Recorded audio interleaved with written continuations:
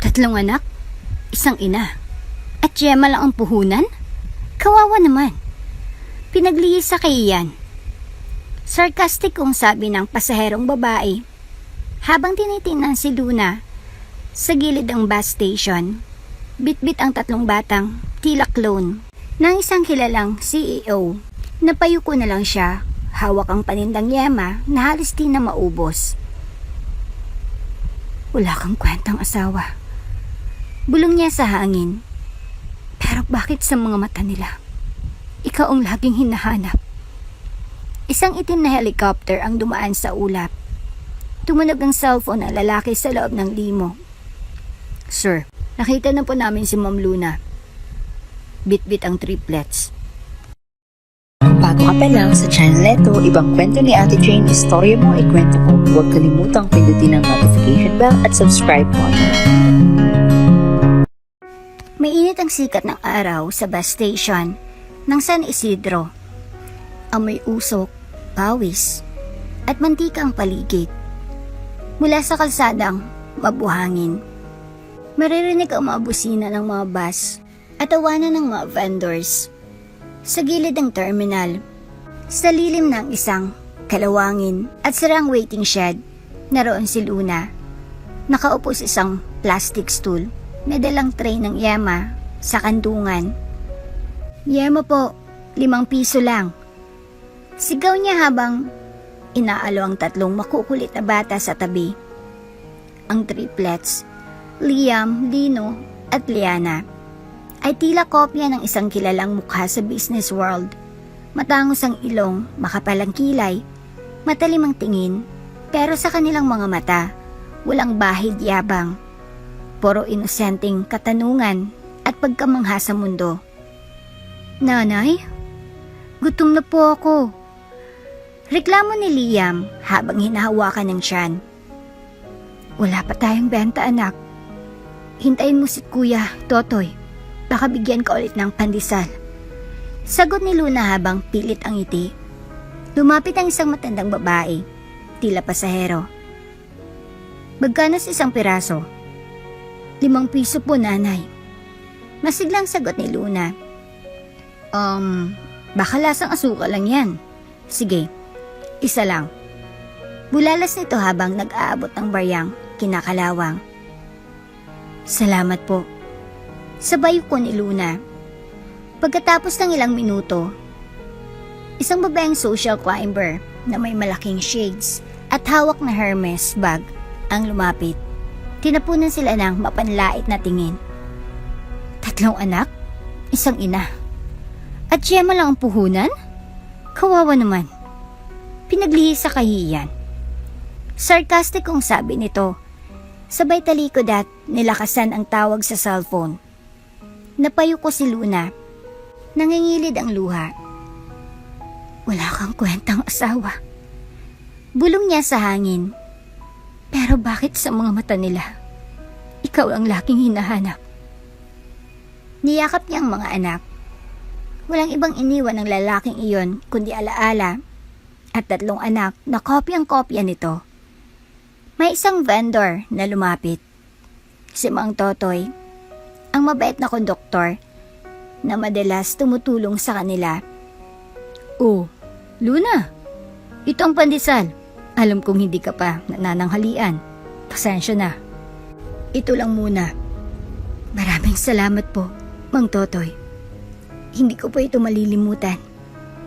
Mahina niyang sagot. Hinati ni Luna ang 3 pandesal at ibinigay sa bawat anak. Kahit gutom, hindi siya kumain. Basta makita lang niyang may laman ng tiyan ng kanyang mga anak. Sapat na iyon para sa kanya. Napatingin siya sa langit.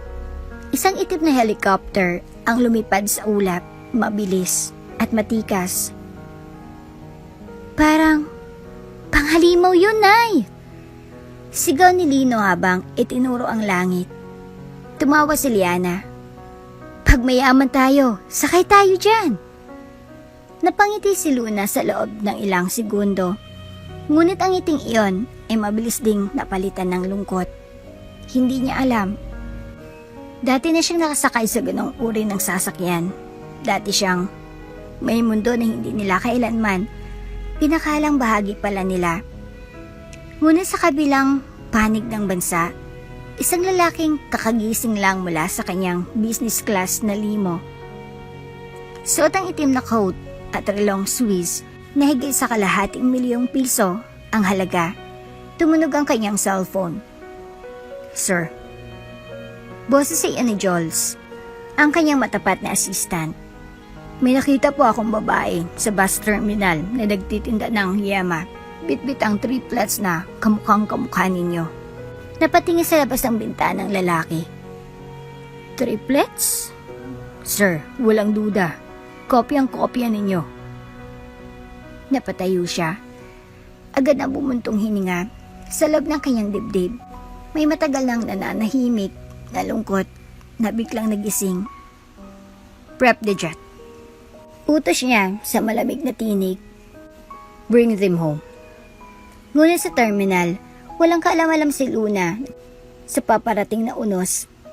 Hawak niya ang tray ng yema, habang sa kabila ng kalsada ay may mga mata ng lihim siyang minamatyagan. May isa sa mga tauhan ni Jules, ang kinukuhanan niya siya ng litrato mula sa malayo. Sa huling eksena ng araw na iyon, makikitang nakatingin si Luna sa 3 anak na natutulog sa kanyang kandungan. Ilampas na nilang edad na 4, ngunit kahit kailan ay hindi sila nakatikim ng gatas mula sa bote ng yaman. Ang yema lang ang pagmamahal ng isang inang iniwan. Sa ika-45 palapag ng isang glass skyscraper sa Makati ay matatagpuan ang headquarters ng Cortez Enterprises. Ang isa sa pinakamalaki at pinakapinapantayang tech conglomerate sa Southeast Asia. Sa gitna ng executive floor, sa loob ng opisina na halos puro salamin, naroon ang isang lalaking nakaitim na suit, matikas, seryoso, at walang bahid ng emosyon sa mukha. Siya si Elijah Cortez. Cancel the lunch meeting with the investors. I don't do small talk. Malamig niyang utos habang hindi man lang tumitingin sa kanyang assistant. Yes, sir. Sagot ni Jules, sanay na sa pagiging brosko ng kanyang boss. Elijah Cortez, 32 pa lang, ngunit milyonaryo na bago pa man tumuntong sa edad na 30. Kilala sa pagiging matalino, brutal sa negosasyon at walang pakialam sa mga personal na relasyon. Wala siyang asawa, wala ring anak. Ayon sa mga tabloid, walang seryosong babae sa kanyang buhay dahil hindi raw siya marunong magmahal. Meeting in 10. Sabi ni Joel habang inaayos ang tablet. Skip it. Tugon ni Elijah habang nakatingin sa bintana. Sa labas ay tanawang kabuuan ng syudad. Sa kanyang paningin, lahat ng ito ay sa kanya. Lahat ng gusali, lahat ng negosyo, lahat ng impluwensya, kontrolado niya. Pero sa kanyang mga mata, may bahagyang bakas ng pagod. Isang uri ng kalungkutang hindi maipaliwanag ng yaman. Lumapit si Jules bitbit ang isang envelope.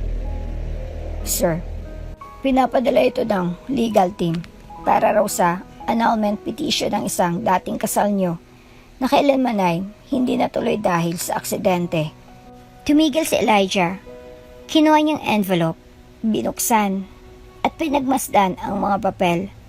Doon nakasulat ang pangalawang hindi niya binigkas ng matagal na panahon. Luna Ramirez Cortez. Paklang biro ng tadhana. Mahina niyang sabi, hindi alam ng publiko at ni kahit sinong kasamahan niya sa board na minsan na siyang nagpakasal ng palihim, ng patago at ng buong puso. Si Luna, isang simpleng probinsyanang nakilala niya sa isang scholarship program, mainhin, masayahin at may pusong hindi nabibili. Ngunit ilang buwan lamang matapos silang ikasal, naganap ang isang trahedya. Naaksidente ang sinasakyang kotse ni Luna habang pauwi sa probinsya. Wala raw bangkay na natagpuan pero may nasunog na cellphone, sapatos at ilang personal na gamit. Ang sabi ng kanyang ina, si Doña Mildred Cortez, wala na si Luna. Hindi niya na nakita pa ang asawa. At sa mata ng batas, si Elijah ay muling itinuturing na binata. Inilibing niya ang lahat sa trabaho. Simula noon, tumigas ang kanyang puso. Wala siyang ibang ginawa kundi palawakin ang kanyang imperyo, pataasin ang market value, at tanggapin ang sinumang humahadlang sa kanya. Pero kahit anong taas nang narating niya, may lamat pa rin sa kanyang puso. Jules, tawag niya habang tinitignan ang isang lumang litrato sa loob ng drawer. Litrato nila ni Luna, kuha noong honeymoon nila sa Vegan. Yes, sir. Naniwala ka ba noon? Napatay na siya. Tanong niya bigla. Sandaling natahimik si Jules. Ang sabi ng mga investigador, wala na raw pong pag-asa at inutos po ng iyong ina na ipa-terminate ang paghahanap. Tumango si Elijah. Pero bakit sa tuwing tumitingin ako sa salamin, para bang may parte sa akin na hindi naniniwala? Hindi sumagot si Jules. Tahimik siyang lumabas ng opisina at iniwan si Elijah na nakaupo pa rin sa kanyang executive chair. Hawak-hawak ang lumang litrato. Sa gabi, sa isang private lounge ng isang hotel, muling nakita mag-isa si Elijah habang umiinom ng whiskey. Hindi siya kasama ng board. Hindi rin siya kasama ng babaeng sinasabing nililigawan niya. Wala. Tahimik. Malamig.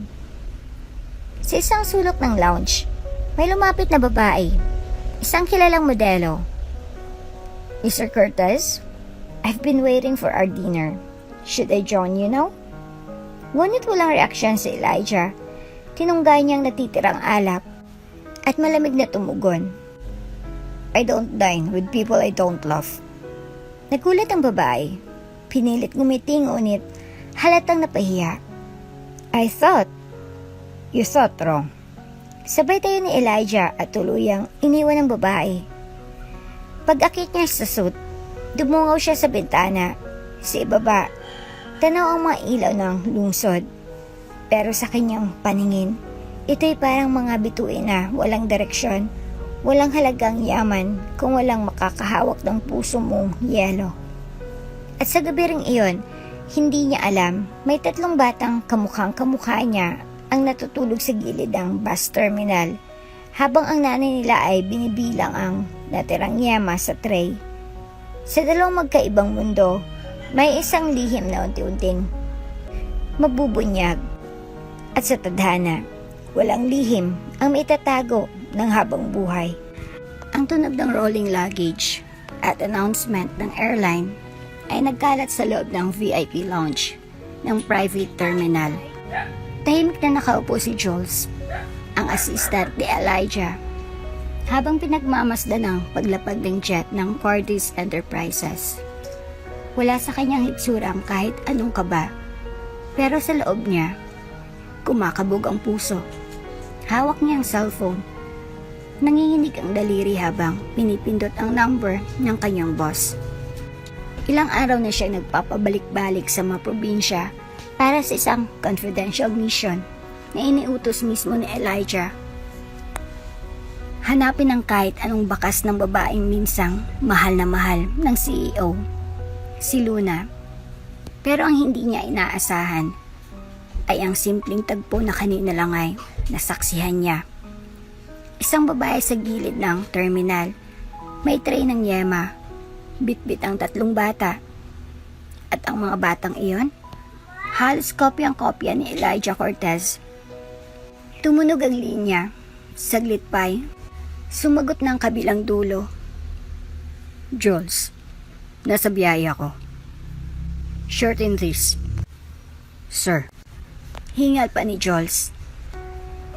May nakita po akong babae sa bus terminal sa San Isidro. Nagbebenta po siya ng yema. Pero hindi lang yon. Bitbit niya ang triplet, sir. Kamukha nyo.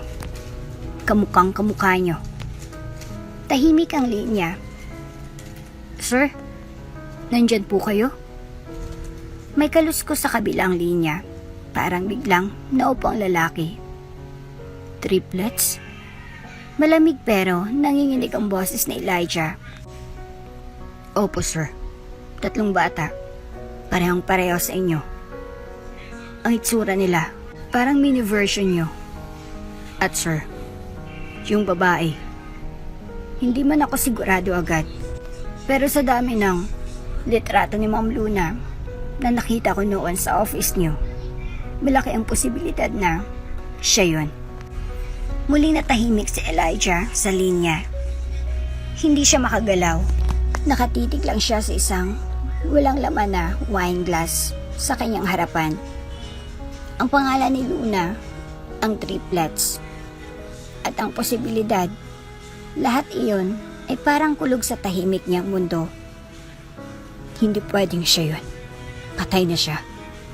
Mahina niyang sabi, halos bulong. Sir, buhay siya. Sagot ni Jules, puno ng paninindigan. At base sa mga nakita ko, matagal na siyang namumuhay sa terminal. Hindi siya kilala ng kahit sino bilang asawa niyo. Pero yung mga bata, sir, tumingin lang kayo sa litrato. Naputol si Jules nang magsalita si Elijah. Sa mababang ngunit matigas na tinig. Prep the jet. Bring them home. Nagulat si Jules sa bilis ng utos. Yes, sir. I'll coordinate with the ground team now. Send me live footage. I want eyes on them. 24/7 until I arrive. Copy, sir. Mabilis na tumayo si Elijah mula sa kanyang upuan. Sa limusina, papunta pa lang sana sa isang board meeting. Tinapon niya ang tablet. Kinansela ang schedule at agad tumawag sa security team. Ang utos ay malinaw. Ihanda ang jet, maghanda ng pilot, clearance sa runway, at backup team. Ang target, isang ina at 3 bata sa terminal. Sa kabilang panig, si Luna ay tahimik na pinapasuso ang isa sa triplets gamit ang bote ng tubig na nilagyan niya ng gatas. Pulbos na halos wala ng lasa. Pinagpapawisan siya pero pinilit pa rin ngumiti habang pinapanood ang 2 anak na naglalaro ng tansan sa gilid ng kariton. Nanay, ang saya ng tansan! Sigaw ni Lino. Bukas, may bago tayong laruan. Promise. Pangako ni Luna kahit hindi niya alam kung saan kukuha ng pambili. Hindi niya alam. Ilang metro lang mula sa kanya ay may mga mata nang nakatingin. Isang lalaki na may shades at hawak ng mini drone cam ang kumukuha ng footage ng kanyang ginagawa. Lahat ng kilos niya mula sa paghagod sa likod ng anak hanggang sa tahimik na pagbulong ng dasal habang inaayos ang yema ay na-record. Ang footage ay agad na pinasa kay Jules at si Jules agad na ipinadala ang clip kay Elijah. Sa loob ng jet, habang hinihintay ang pag-take off, binuksan ni Elijah ang video. Ang unang frame, si Luna, nakaupo. Yakap ang 3 batang kamukhang kamukha niya. Ang mga mata ng bata ay parang salamin ng sarili niyang mga mata. Tumulang whiskey mula sa hawak niyang baso. Nanginginig ang kamay ni Elijah habang pinipindot ang pause sa video. Luna. Bulong niya. Hindi pa rin siya makapaniwala.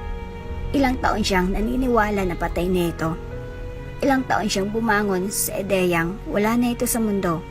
Pero ito, sa isang maruming terminal, buhay humihinga. At may dala pang 3 ebidensyang hindi siya kailanman inabandona. Hindi na ito ordinaryong misyon. Ito ay pagbawi.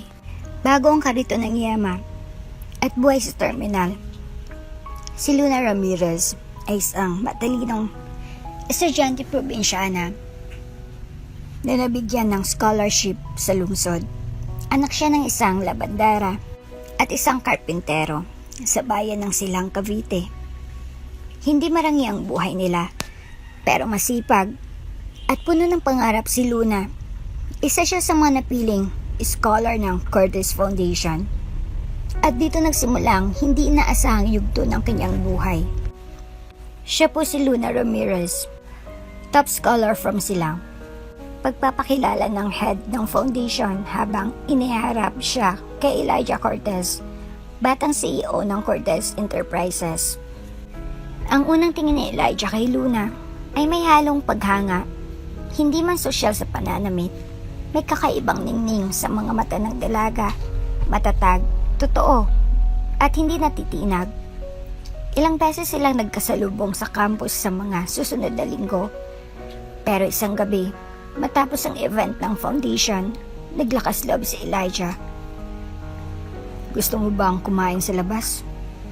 Bilang pasasalamat ko sa dedikasyon mo. Napatingin si Luna. Sigurado po kayo? Ako po yung scholar lang. Scholar na hindi lang matalino, kundi may dignidad. Gusto kong makilala ka, Luna. At doon nagsimula ang kanilang lihim na pagkakaibigan na nauwi sa pag-iibigan. Makalipas ang 1 taon, sa isang simpleng seremonyas sa kapilya ng Tagaytay, ikinasal sila. Walang press, walang engranding selebrasyon. Si Lunang may hawak ng kanyang bouquet na siya mismo ang pumitas. Ngunit sa puso niya, siyang pinakamasayang babae sa mundo. Lumapit sila sa isang bahay sa Batangas para manirahan ng tahimik, malayo sa media. Doon nila inumpisan ang buhay ng mag-asawa. Si Elijah, kahit abala sa negosyo, umuwi tuwing weekend.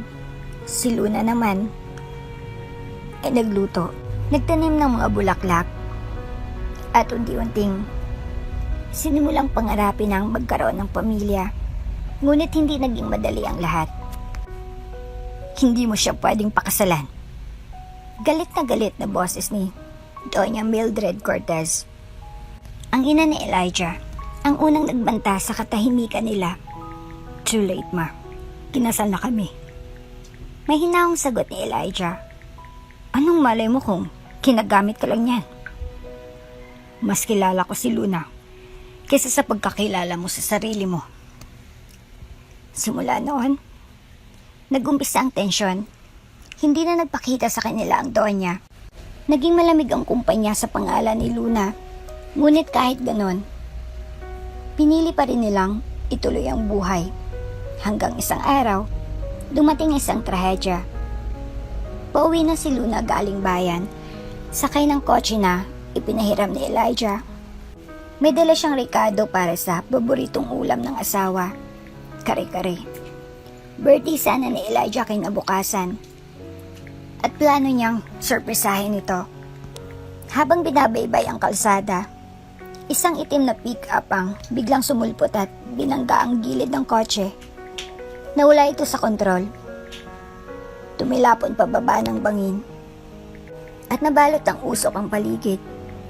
Pagdilat ni Luna, nasa loob na siya ng isang health center sa malayong barangay. Nasaan ako? Mahinang tanong niya. Kalma ka lang, iha. Ilang araw ka nang walang malay. May tumulog sa'yo at iniwan ka dito. Anong pangalan ko? Tahimik ang lahat. Ni sarili niyang pangalan. Hindi niya maalala. Doon nagsimula ang matagal na pakikipaglaban ni Luna sa pagkawala ng kanyang alaala. Wala siyang ID, walang papel, walang makontak. Inilista siya ng barangay health worker bilang Luna dahil natagpuan siya sa ilalim ng kabilugan ng buwan.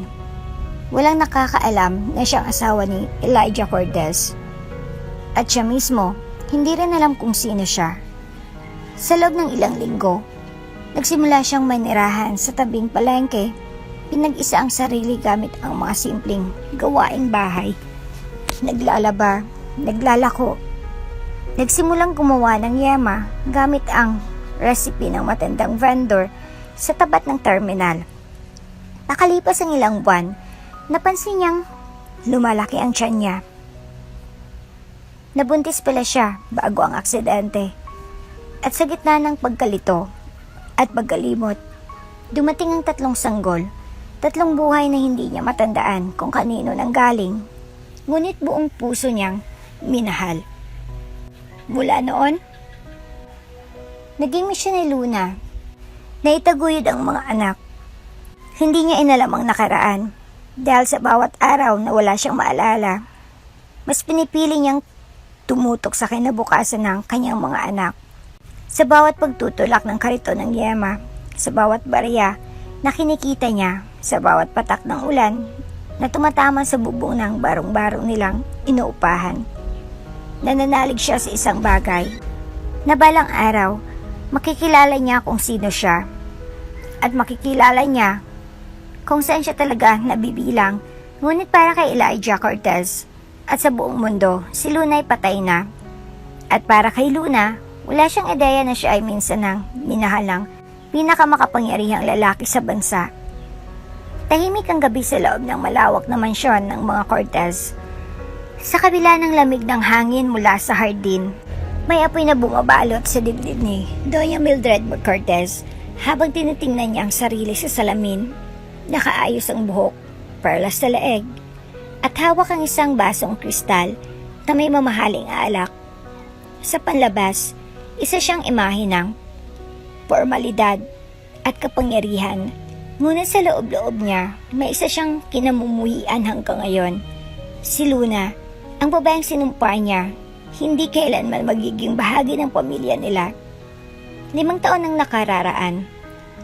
Hindi mo siya pwedeng pakasalan, Elijah.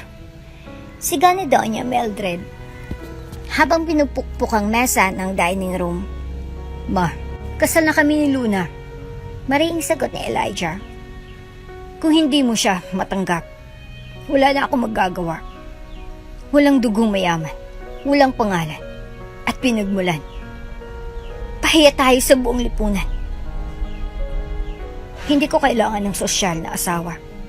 Kailangan ko ng taong totoo. At si Luna yun.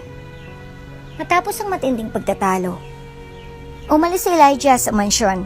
Doon siya ninirahan kasama si Luna sa Batangas. Malayo sa mata ng media at anino ng ina niyang kontrolado ang lahat. Ngunit si Doña Mildred ay hindi papayag na mawalan ng kapangyarihan. Nang malaman niyang lumabas si Luna upang mamili ng mga sangkap para sa sorpresa sa birthday ni Elijah, agad siyang kumilos. Tumawag siya sa tauhan niyang si Roden. Roden, pauwi na si Luna mula bayan. May dala siyang pinamili.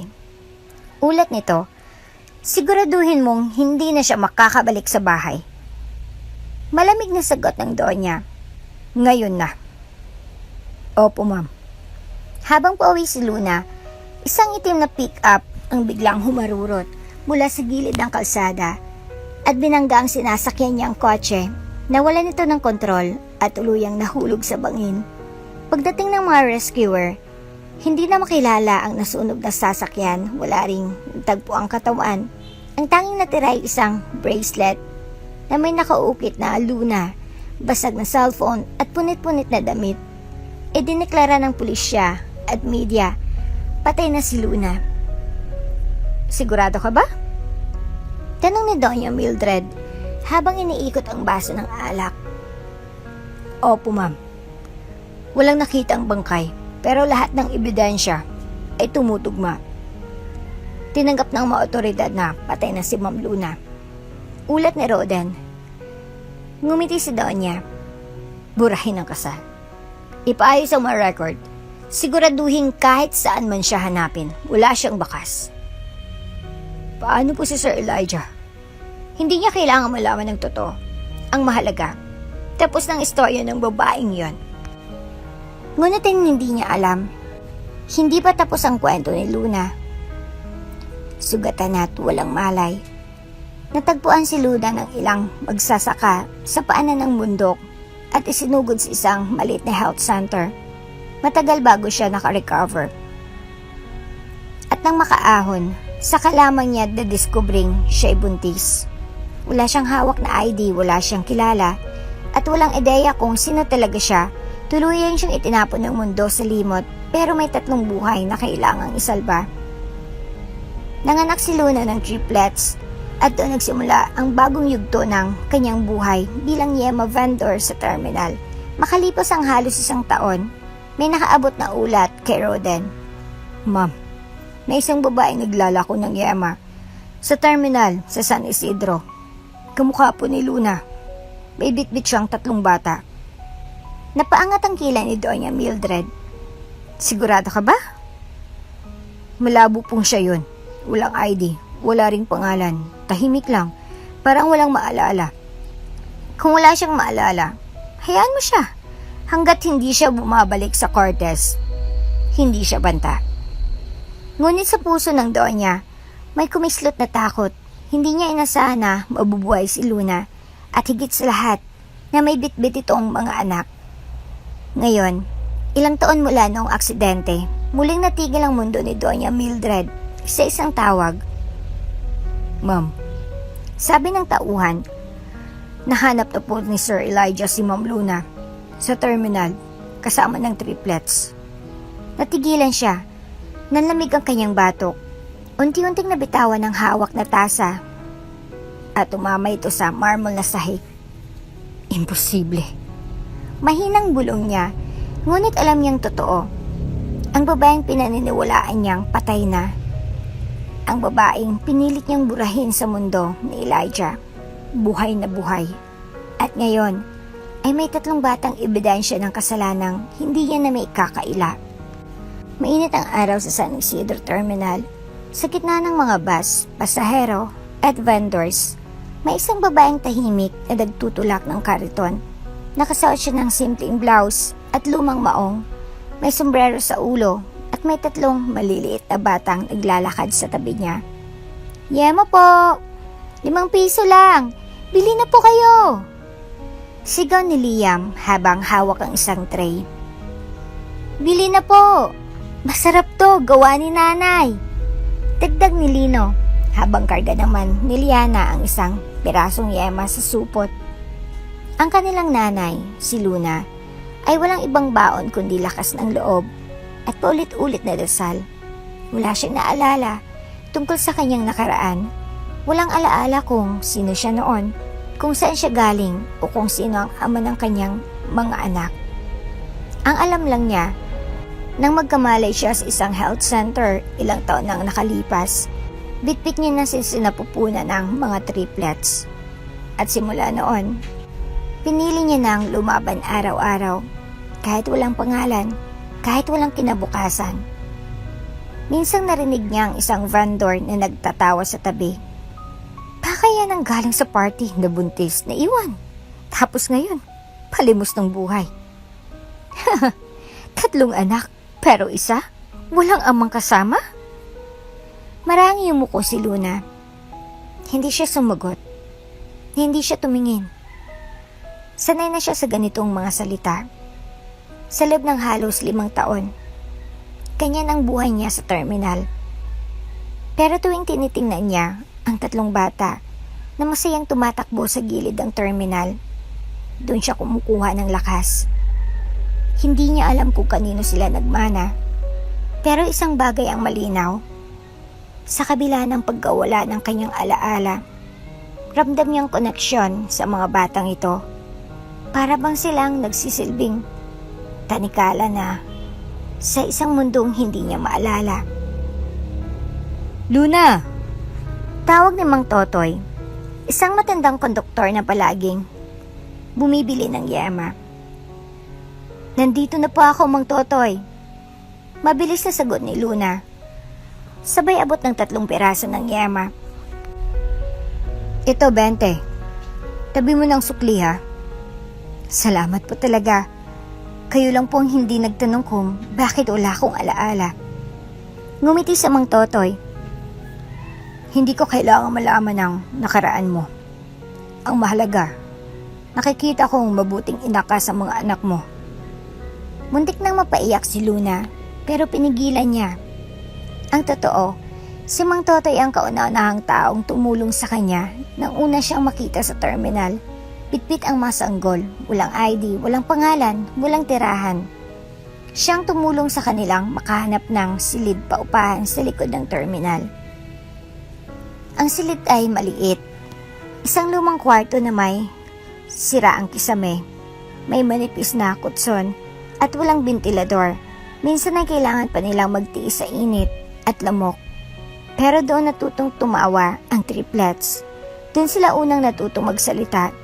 Doon natutong maging ina si Luna kahit hindi niya maalala kung paano ba siya naging isa. Araw-araw, gigising siya ng 3:00 ng madaling araw para magluto ng yema gamit ang lumang kalan, timpla ng gatas, asukal at pag-asa. Iyon ang tanging paraan para makakain sila bago matulog. Kapag minsang walang benta, binibigay niya lahat ng natirang pagkain sa mga anak at tubig na lang ang kanya. Busog na ako. Pagsisinungaling niya habang pinapanood ang mga anak na kumakain. Nanay, bakit po para-pareho kami ng mukha? Tanong minsan ni Lino. Nagulat si Luna, pero ngumiti siya. Dahil magkakapitid kayo at mahal na mahal ko kayo. Nasaan po ang tatay? Tanong naman ni Liana. Sandaling natahimik si Luna. Tumingin siya sa malayo. Hindi ko alam, anak. Pasensya na. Hindi ko alam. Sagot niya habang bahagyang namumuang luha sa mata. At sa puso niya, muling umalingaw-ngaw ang tanong na walang sagot. Sino ba talaga ako? Minsan, napapaisip si Luna kapag tinitingnan niya ang mukha ng kanyang mga anak. Lalo na tuwing natutulog sila. Parang may pamilyar.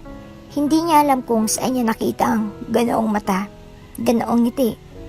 Pero sa tuwing sinusubukang alalahanin, ang isipan niya ay biglang nagiging blanko para bang may harang. May panaginip siyang paulit-ulit. Isang lalaking nakangiti sa kanya pero hindi niya makita ang mukha. Ang boses nito ay malalim, mainit, parang mahalaga. Pero pagising niya, wala na. Nawawala na ang lahat. Sa terminal, patuloy ang kanyang pakikibaka. May araw na hindi siya nakabenta ni isang peraso. May araw na umuulan at nabasa ang paninda. May araw na nilagnat si Liana at wala siyang pambili ng gamot. Pero kahit anong mangyari, hindi siya tumigil sa isip niya. Kahit hindi niya maalala kung sino siya, isa lang ang sigurado. Nanay siya at walang nanay na sumusuko. Sa di kalayuan, habang patuloy ang kanyang pakipaglaban sa araw-araw, hindi niya alam na may paparating na pagbabago. Isang itim na van ang papunta sa terminal at sa loob nito isang lalaking ilang taon nang nagluluksa sa babaeng akala niya ay patay na. Si Elijah Cortez. Ang araw ay tila nakatunganga sa langit. Dumuduro sa init ang bawat sulok ng San Isidro Terminal. Tulad ng nakasanayan, abala si Luna sa pagtulak ng kariton habang pinipigilan ang 3 makukulit na triplets na huwag tumakbo kung saan-saan. Yema po! Bili na po! Sigaw ni Liam habang nakaakbay kay Lino na may hawak na plastic. Nagtatakbo ang mga bata, masaya sa kabila ng init, habang si Lunay panay ang pagpapaalala. Huwag lalayo, baka kayo mawala. Hindi niya alam na sa impapawid, isang jet na maitim na pintura ang papalapag sa maliit na probinsya. Isang jet na hindi karaniwang makikita sa lugar na iyon. Sa loob ng luxury van na naghihintay malapit sa terminal, bumaba si Elijah Cortez. Nakaitim na long sleeve, naka-shades, at seryosang mukha. Sa loob-loob niya, bumibilis ang tibok ng puso. Sir, ito po ang lugar.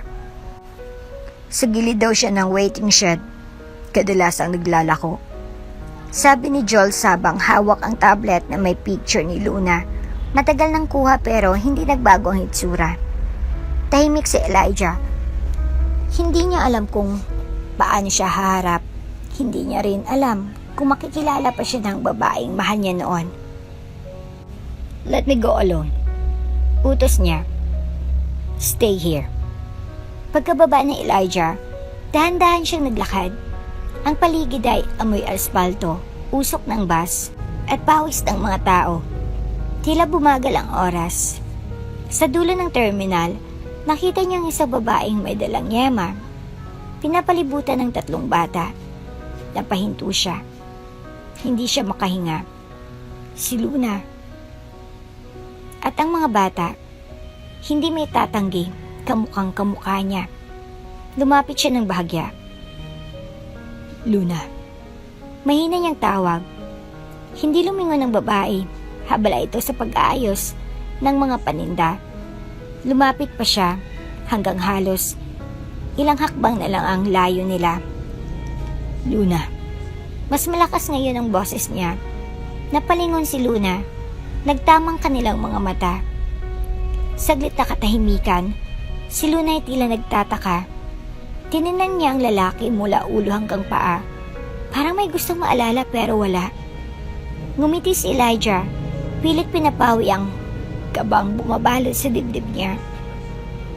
Luna, ako to. Si Elijah. Pero nagkunot lang ang noo ng babae. Pasensya na po, sir. Bibili po ba kayo ng yema? Parang binagsakan ng langit si Elijah. Tinignan niya ang mga mata. Ngiti ang mga ito. Parang walang alam sa nangyayari. Luna, hindi mo ba ako naaalala? Ako ang asawa mo. Ngunit umiling si Luna. Wala pa akong asawa. Namutla si Elijah. Napalunok siya. Pinilit maging kalmado. Ang mga batang yan. Sila. Sina Liam, Lino, at Liana. Hindi ba? Mga anak natin. Mas lalong natahimik si Luna. Hindi niya alam kung paano sasagutin ang lalaking tila mas kilala siya kaysa sa sarili niya. Pasensya na po, pero wala po akong maalala. Hindi ko po kayo kilala. Sagot niya habang pinoprotektahan ang mga bata sa likod niya. Muli siyang yumuko. Pilit na iniwas ang tingin. Anong ibig mong sabihin? Karagdal ang boses ni Elijah. Hindi mo ako kilala? Hindi mo ako maalala? Umiling si Luna. Halatang naiilang. Wala pa ako maalala bago ko sila isinilang. At simula noon, dito na kami nakatira. Napahawak si Elijah sa dibdib. Para siyang nabutas. Ang babaeng minahal niya, inakala niyang patay na. Buhay pala. Pero ngayon, nakatuyo ito sa harapan niya, kasama ang kanilang mga anak, pero hindi siya kilala. Luna. Bulong niya, bakas ang sakit sa tinig. Ilang taon kitang hinanap. Akala ko nawala ka na sa akin. At ngayon nandito ka. Pero parang di mo ako kilala. Lumapit ang isa sa triplets. Si Liam. Tito? Bakit ka umiiyak? Inosenteng tanong nito. Napangiti si Elijah. Pilit. Lumuhod siya at tumitig sa bata. Hindi ako tito. Ako ang tatay mo. Ha? Sabay-sabay na tanong ng mga bata. Tatay? Tanong ni Liana. Napakagat labi. Saan ka ba nanggaling? Galing ako sa malayo. Pero hinanap ko kayo. Kasi mahal na mahal ko ang nanay nyo. At mahal ko kayo. Sagot ni Elijah. May panginig sa boses. Biglang yumakap si Liam sa kanya. Tatay! Ang tagal mo! Sumunod si Lino at Liana. Walang alinlangan. Si Luna, na natiling nakatayo, hindi alam kung anong mararamdaman. Parang may humihila sa puso niya. May parte ng sarili niyang gustong maniwala, pero may bahagi ring takot. Hindi kita maalala. Ulit ni Luna. Mahina ang boses. Pero bakit parang kilala ka ng puso ko? Lumingon siya kay Elijah. At doon niya unang nakita ang mga matang matagal nang nagpaparamdam sa kanyang panaginip. Gusto ko lang malaman. Totoo bang sinasabi mo? Tumango si Elijah.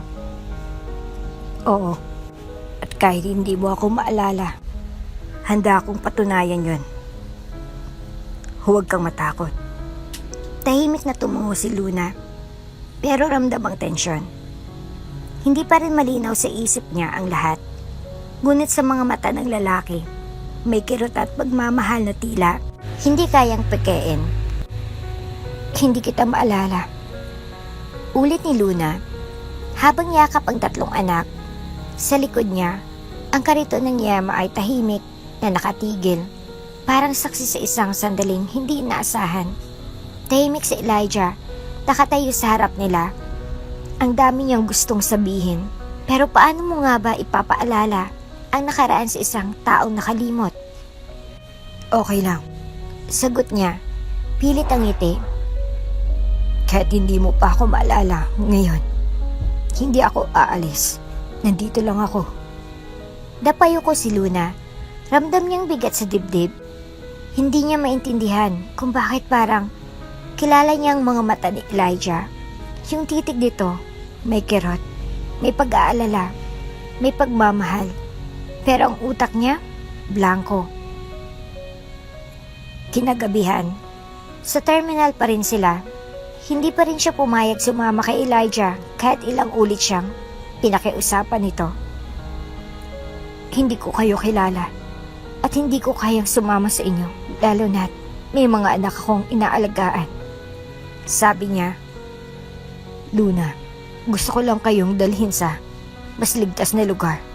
Sa bahay, may kwarto para sa mga bata, may pagkain, mainit na tubig para sa paligo.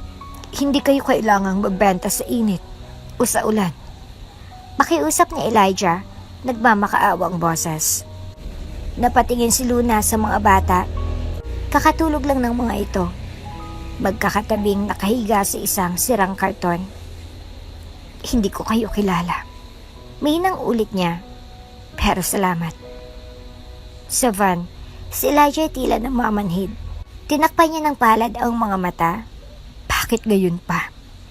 Kung kailan nakita ko na siya. Kung kailan buo na dapat ang pamilya ko. Saka naman siya nagkaganyan. Tahimik lang si Jules. Pero ang tingin nito sa ama ay puno ng awa. Sir, baka po kailangan lang ng oras. Aksidente po ang sanhi niyan. Minsan po, bumabalik din ang alaala. Pero paano kung hindi? Bulong ni Elijah. Paano kung habang buhay na siyang may lamat sa isipan niya? Pero may puso pa rin siya, sir. Sagot ni Jules. At yan ang hindi kayang nakaawi ng kahit anong aksidente. Kinabukasan, nagbalik si Elijah sa terminal. May dala siyang pagkain, bagong damit para sa mga bata, at tubig. Hindi niya pinilit si Luna. Tahimik lang niyang pinapanood ang mga anak habang kumakain ng hotdog at tinapay. Hindi ko alam kung paano mo kami nahanap. Sabi ni Luna habang nagbabalot ng yema. Pero salamat sa tulong. Hindi ko to nakakasanayan. Hindi ako narito para i-pressure ka. Narito ako para malagaan kayo. Kahit hindi mo pa ako maalala, tatay pa rin ako ng mga bata. Tugon ni Elijah. Napatingin si Luna sa kanya. Pilit niyang iniisip kung may puwang ba talaga si Elijah sa kanyang nakaraan. Habang nililinis ni Luna ang kariton, kinagabihan, lumapit si Liana. Nay, si Tito Elijah po, bakit po parang malungkot siya? Hindi ko alam, anak. Sagot ni Luna. Pero tinignan niya ang lalaki sa di kalayuan. Nakaupo ito sa upuan ng terminal. Titig sa buwan. Parang gusto po niyang umiyak. Dagdag ni Liam. Parang kilala natin siya dati, Nay. Sabat ni Lino. Yung boses niya po, parang naririnig ko sa panaginip ko. Napatingin si Luna sa mga anak. Gusto niyang sabihin, imposible yon. Pero bakit nga ba parang may kakabit ang bawat salita ng lalaki sa loob ng kanyang dibdib? Minsan sa gabi, na naginip si Luna. May chapel, may mga bulaklak. Siya ay nakabelo, sa harap niya si Elijah. Umiiyak habang sinusuot ang singsing sa daliri niya.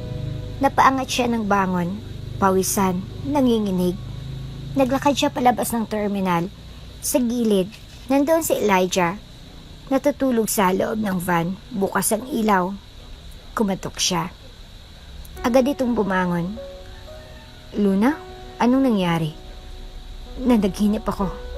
Sabi niya, parang may kasal. Parang ikaw yung groom.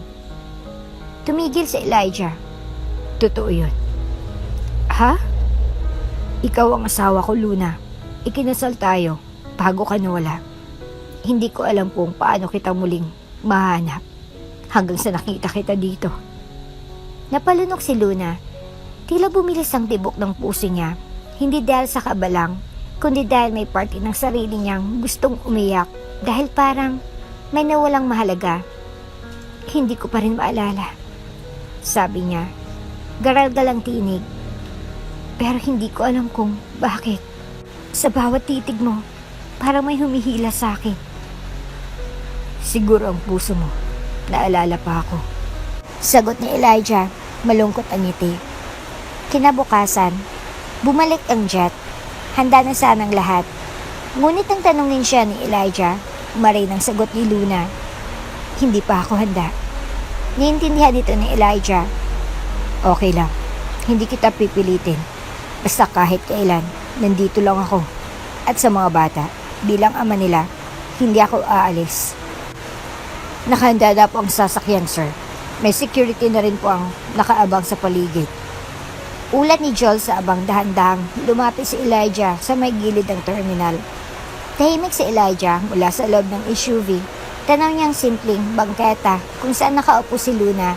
Pinapaligiran ng 3 bata na abala sa paglalagay ng yema sa maliliit na plastic. Hindi niya mapigilan ng sakit sa dibdib. Ang asawang minahal niya ng buong buo. Ngayon ay hindi siya matandaan. Sir? Tanong muli ni Jules. Tumango si Elijah pero mabigat. Dalhin sila. Dahan-dahan ninyo. Ayoko matakot siya. Ilang minuto pa. Lumapit ang grupo ng staff ni Elijah. Maayos ang kilos. Walang armas na nakalitaw. Puro formal at may dalang van na may tinted windows. Ma'am, kami po ay mula sa Cortez Foundation. Sabay abot ng isang papel ni Jules. May medical assistance po na inihandang para sa inyo at sa mga bata. Libre po, may kasama ring matutuluyan. Napakunot noo si Luna. Cortez? Tanong niya. Sabay lingon sa lalaki sa di kalayuan. Nakita niya si Elijah nakatayo lang. Hindi lumalapit pero tila nanonood ang bawat galaw. Hindi ko po kailangan ng tulong. Sanay na po kami dito. Sabi ni Luna, nilalagay ang natapos na mga yema sa maliit na kahon. Ma'am, wala pong masama sa tumanggap ng tulong. Lalo na kung para sa kapakanan ng mga bata. Pilit ni Jules, ngunit may paggalang pa rin. Hindi ko kayo kilala at hindi ko siya kilala. Sabay turo niya kay Elijah. Nagpakita lang siya bigla. Sinasabi niya na siya raw ang ama ng mga anak ko. Pero paano kung hindi? Paano kung isa lang siyang mayaman na gusto kaming angkinin dahil naawa siya? Napuno ng tensyon ang paligid. Tumigil sa paglalaro ang mga triplets. Lumapit sa ina. Nakita ni Elijah kung paano niyakap ni Luna ang mga anak. Parang isang inang handang ipaglaban sila kahit sa gitna ng gyera. Luna. Mahinang tawag ni Elijah. Napalingon siya pero hindi siya lumapit. Hindi ko sinasadyang guluhin ang buhay mo. Ang gusto ko lang ay ang mapanatili kang ligtas. Ang mga bata, anak ko sila. Kahit hindi mo pa matandaan, narito ako para sa inyo. Naglakad si Elijah papalapit sa kanila. Lumapit din si Jules. At ang staff ngunit tinapik sila ni Elijah para umatras. Hindi kita kilala. Mariing sabi ni Luna. At ngayon ay nanginginig ng boses. Hindi kita maalala. Hindi ko alam kung totoong sinasabi mo. Lahat ito, sobra pa sa akin. Alam ko. Sagot ni Elijah. Alam kong hindi madali. Pero kung mananatili kayo dito. Baka mas mapahamak pa kayo. Delikado dito sa gabi. Walang maayos na pagkain. Walang gamot kapag nagkasakit sila. Mas delikadong sumama sa di ko kilala. Balik ni Luna. Paano kung hindi ka totoo? Paano kung may balak ka? Napatigil si Elijah. Tumango siya. Bagaman halatang nasasaktan. Pwede ba akong bigyan ng kahit kaunting tiwala? Para lang sa mga bata. Isang araw lang. Sumama kayo sa guest house. Isang gabi lang. Kapag ayaw niyo kinabukasan, hindi ko kayo pipilitin. Nanay? Mahinang tawag ni Lino. Isa sa triplets. Gusto ko lang pumatulog sa kama. Yung may unan. Dagdag ni Liam. May aircon daw po sabi ni Tito Elijah. Sabat ni Liana. Napahawak sa dibdib si Luna. Parang pinupunit ang puso niya. Gusto niyang sabihin, hindi pwedeng basta-basta sumama. Pero paano mo nga ba tatanggihan ang sarili mong anak kung ang hinihiling lang nila ay konting ginhawa? Kinagat ni Luna ang labi. Tumango siya ng bahagya. Isang gabi lang. Aniya, hindi ko ibig sabihin na naniniwala na ako. Pero para sa mga anak ko, susubok ako. Agad namang pinakilos ni Elijah ang kanyang team. Maingat na isinakay ang mga gamit ni Luna kasama ng kariton na siniksik sa likod ng van na tila isang kayamanang hindi pwedeng iwan. Sa loob ng sasakyan, tahimik si Luna habang niyayakap ang mga bata. Si Elijah ay nakaupo sa tapat nila. Hindi siya makatingin ng diretso sa asawa. Hindi niya alam kung ano bang maramdaman. Takot? Kaba? Pagkalito? Salamat. Bulong ni Elijah. Hindi pa ito tapos. Sagot ni Luna, diretso ang tingin sa bintana. Hindi pa rin kita kilala. Ngunit sa likod ng kanyang isip, may bahagyang pag-asa na baka sa bawat araw na lumilipas, mabawi rin niyang bahagi ng sarili niyang nawala. Tahimik ang buong guest house habang kumakain ng hapunan, sina Luna at ang triplets. Maaliwalas ang lugar, malinis, malamig ang hangin mula sa bukas na bintana at ramdam ang ginhawa. Ngunit sa kabila ng lahat, may bigat pa rin. Sa dibdib ni Luna, masarap po yung chicken, Nay. Bungis-ngis ni Liam habang sinasawsaw ang manok sa gravy. Gusto ko dito. Sabay ni Lino. May kama, may paliguan, may toothbrush pa kami. Tahimik lang si Luna. Pinagmamasdan niya ang mga anak. Pilit pinapakalma ang pusong hindi pa rin sigurado kung nasa ligtas siyang lugar. Maya-maya, kumatok si Joel sa pinto at maingat na sumilip. Ma'am Luna, si Sir Elijah po. Gusto sanang makausap kayo sandali. Kung okay lang po. Tumango si Luna, ngunit may pag-aalangan. Sumunod siya sa sala kung saan naghihintay si Elijah. Nakaupo, halatang pagod, ngunit seryoso ang mukha. May gusto lang sana kaming ipanukala. Bunga ni Jules, para po sa kapakanan ng lahat, lalo na ng mga bata. Tumango si Elijah at saka tumayo. DNA test. Iyon lang ang makakapagpatunay kung ako nga talagang ama ng mga anak mo. Napakurap si Luna. DNA test? Ulit niya. Oo, alam kong hindi mo ako maaalala at ayokong pilitin kang maniwala. Pero kung gusto mo ng prueba, ito lang ang pinaka-prangkang paraan. Paliwanag ni Elijah. Sandaling natahimik si Luna, bahagyang kinabahan. Hindi siya pamilyar sa mga proseso o legalidad na ganyan, pero malinaw ang punto. Kung totoo ang sinasabi ng lalaking ito na siyang ama ng mga anak niya, gusto niyang marinig mismo ang katotohanan.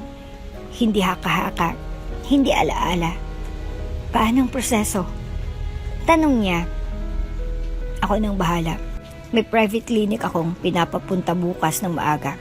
Kailangan lang natin ng kaunting sample mula sa akin at sa 3 bata. Paliwanag ni Elijah. May sakit ba yon? Tanong ni Liana na sumulpot mula sa pinto. Bakit kailangan kami tusukin? Napatawa ng bahagya si Luna. Hindi anak, parang laway lang yata yan. Sagot niya, sabay lingon kay Elijah para sa kumpirmasyon. Tama ka. Tango ni Elijah, swab lang yan, wala namang masakit. Kinabukasan, maagang dumating ang mobile clinic. Sa may grahe ng guest house, isang team ng medical professionals na may dalang equipment. Lahat ay maayos ang kilos at may ngiti sa labi upang hindi matakot ang mga bata. Si Lino, Liam at Liana ay sumunod ng masaya. Iniisip pa parang laro lang ang proseso. Parang brush lang ng dila pala to. Tili ni Liam habang kinukuhanan siya ng sample. Tahimik lang si Luna, nakaupo sa gilid habang pinagmamasdan ang bawat galaw ng medical team. Nakaramdam siya ng kaba. Hindi para sa proseso kundi para sa resulta. Paano kung totoo nga? Paano kung itong lalaki na ito ang ama ng mga anak niya? Pero hindi niya pa rin maalala. Nang matapos ang test, tilapitan siya ni Elijah. Lalabas ang resulta sa loob ng 2 o 3 araw. Aniya, habang hinintay, sana manatili kayo rito. Tiningnan siya ni Luna. Di alam kung anong isasagot. Wala ko intensyong kontrolin ka, Luna. Gusto ko lang malaman mo na kung anong totoo at kung sakaling totoo nga na anak ko ang mga bata. Ayoko nang mawala pa ulit kayo. Hindi sumagot si Luna. Tumango lang siya at saka muling lumapit sa mga anak. Habang lumalalim ang gabi, pinagmamasdan ni Luna ang mga triplets habang natutulog. Tahimik ang silid, ngunit gising ang kanyang isipan. Ang dami niyang tanong. Bakit siya iniwan? Saan nanggaling ang lahat ng takot niya?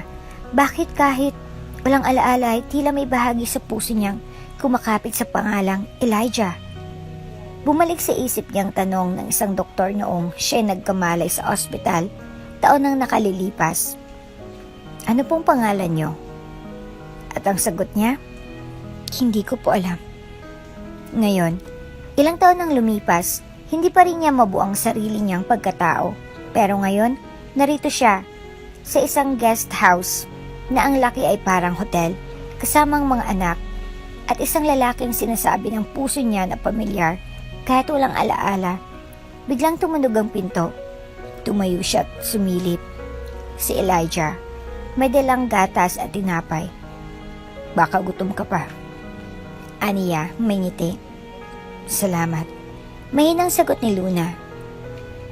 Alam ko mahirap. Dagdag ni Elijah. Pero kahit ano pang maging resulta ng test, hindi ako lalayo. Nagtagpo ang mga mata nila. Sandali lang.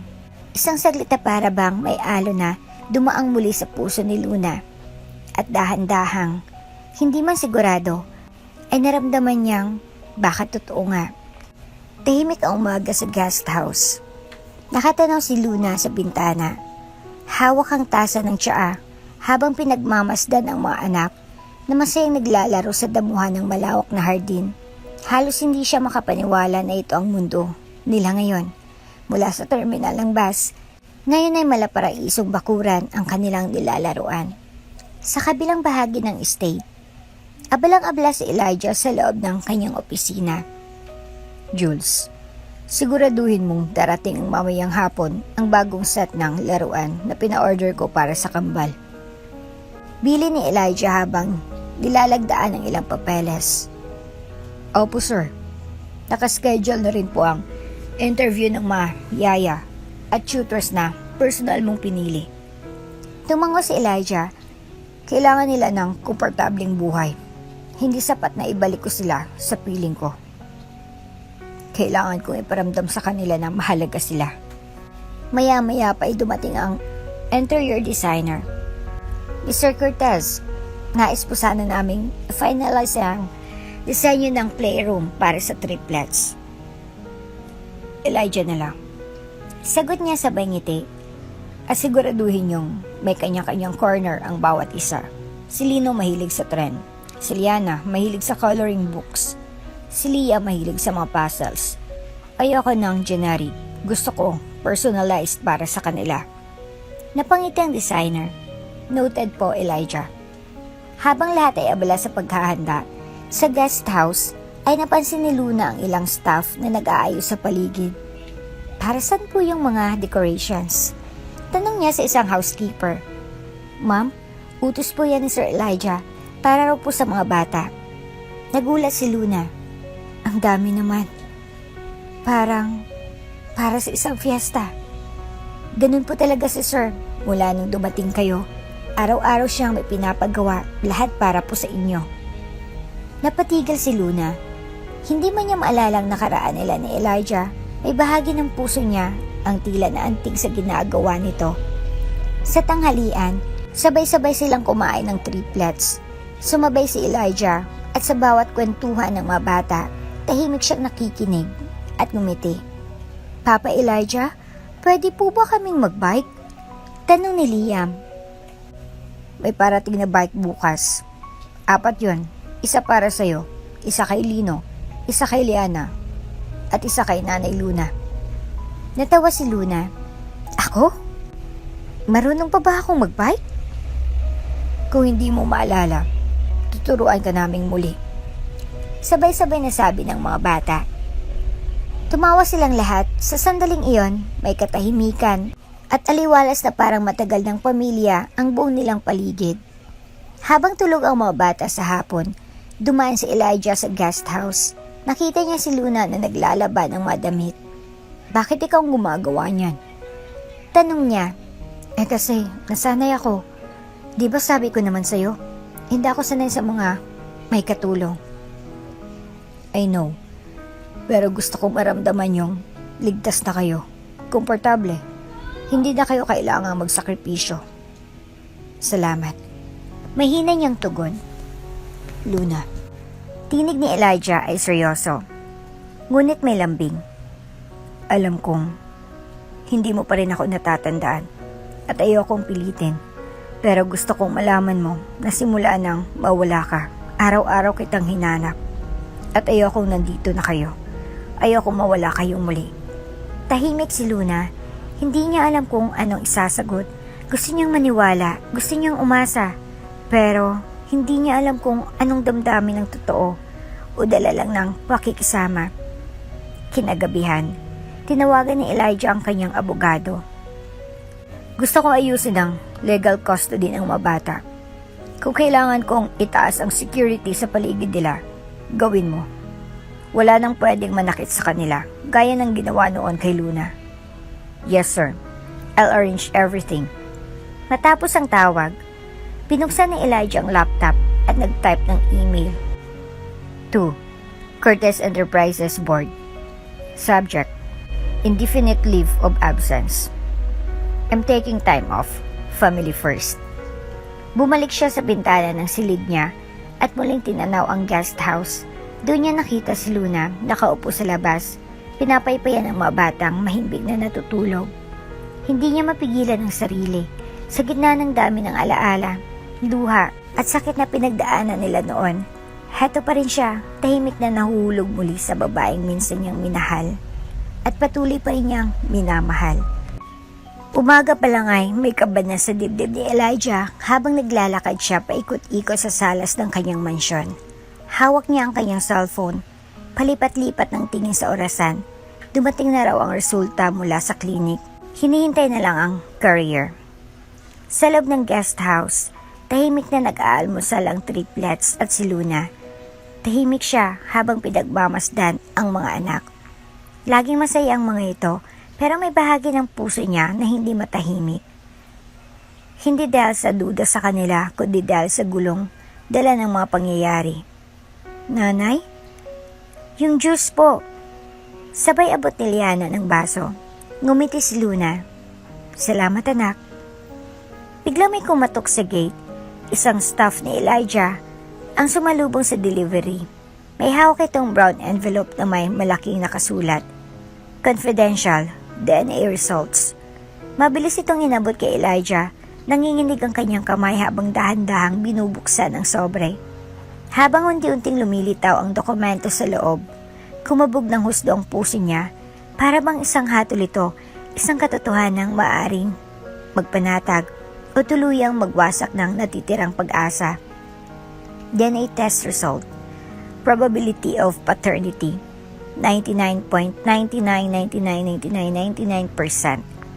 Conclusion. Elijah M. Cortez is the biological father of the 3 children. Anak ko nga sila. Mahina niyang sambit, halos hindi marinig. Nanlalambot siyang napaupo sa sofa, napayuko, hawak ang papel habang napapaluha. Anak ko nga kayo. Bulong niyang muli, paulit-ulit. Hindi niya na napigilan ng sarili. Tumayo siya agad at tinungo ang guest house. Walang pasubaling binuksan ng pinto kung saan sinalubong siya ng 3 bata. Papa Elijah! Sigaw ni Liam habang tumakbo sa kanya. May dala po ba kayong ice cream? Tanong ni Lino, tumatalon-talon. Hindi na nakasagot si Elijah, agad niyang niyakap ang 3 bata, mahigpit, buong pusong yakap ng isang amang matagal nang pinapangarap makita ang kanyang mga anak. Anak ko kayo. Bulog niya habang luha ang bumalot sa kanyang mga mata. Sa likuran nila, nakatayo si Luna, hawak ang tasa ng kape, nakatitig sa eksena. Hindi siya makagalaw. Hindi rin niya maipaliwanag ang nararamdaman. Parang may umuukit sa dibdib niya habang pinagmamasdan ang tagpong iyon. Siya nga ba talaga? Tanong ng isip niya. Ama nga ba talaga sila ng mga anak ko? Hindi niya masabi kung tuwa ba ang nararamdaman niya o kaba. Hindi niya matukoy kung anong tama, maniwala sa resulta ng papel o magtiwala sa katob ng puso. Napatingin si Elijah sa kanya. Luna, malumanay niyang sabi, narito ang resulta, anak ko sila. Dahan-dahan niyang iniabot ang papel, kinuha yun ni Luna, at habang binabasa niyang dokumento, tila lumabo ang paligid, hindi dahil sa luha, kundi dahil sa bigat ng katotohanan. Hindi siya makapaniwala. Oo, sa loob ng taon na lumipas. Wala ni minsang nagtanong ang puso niya kung kanino nanggaling ang mga bata. Para sa kanya, sila'y bahagi ng kanyang pagkatao. Ngunit ngayon, napatunayan ng agham. May ama sila at ang ama nila ay isang estrangherong bigla na lamang sumulpot at sinabing asawa niya raw ito dati. Salamat sa pagsabi. Mahinang sambit ni Luna habang ibinabalik ang papel. Pero, kahit may papel, kahit may prueba, hindi ko pa rin maalala. Nalungkot ang mukha ni Elijah. Naiintindihan ko. Sagot niya. Hindi ko hinihingi na maniwala ka agad. Pero, sana bigyan mo kami ng pagkakataon. Ako, ang mga anak natin. Hindi ko alam kung kaya ko pa. Sagot ni Luna. Sa dami ng tanong sa puso ko, sa dami ng hindi ko mahanap na sagot. Tumahimik siya, pinagmasdan ng mga anak, masaya, masigla, walang kamalay-malay sa gulong nagaganap sa paligid nila. Pero isa lang ang sigurado ako. Dagdag ni Luna, mahal ko ang mga anak ko, kahit wala akong maalala. Sila ang dahilan kung bakit ako nabuhay. Tumango si Elijah, at sila rin ang dahilan kung bakit hindi ako sumuko sa paghanap sa iyo. Tahimik silang nagkatitigan, walang nagsalita ng matagal, ngunit sa mga mata nila, may usapang hindi kailangan ng salita, may sigaw ng damdamin na pilit nilulunod ng nakaraan. Sa gabing iyon, tahimik na natulog ang triplets, yakap-yakap ang kani-kanilang mga laruan. Si Luna, tahimik na nakaupo sa balkonahe, habang si Elijah ay nasa kabilang dulo ng patio. Pareho silang gising, pareho silang tahimik, pareho ring may mga tanong sa puso. Ang pagkakaiba, si Elijah ay sigurado sa nararamdaman niya. Si Luna ay hindi pa rin alam kung sino siya sa mundong iyon. Tahimik ang gabi sa guest house ng Cortez Estate. Ang lamig ng hangin ay tila nagdadala ng panibagong alaala. Sa isang sulok ng sala, nakita ng kambal ang isang lumang music box sa loob ng kahon ng laruan. Makintab ito, may ukit na bulaklak at pangalan sa ilalim. To Luna, Love, Elijah. Anong meron dito? Tanong ni Liam, ang pinakabibo sa triplets. Pampatulog siguro ito. Sabay ikot ng isa sa mga bata sa spring ng music box. Tumunog ang musika, isang pamilyar na himig na di mapailiwanag kung bakit napakakalmado ngunit may kirot sa puso. Si Luna, nanoy nasa itaas, biglang napahinto sa ginagawa. Parang may humaplo sa kanyang isip.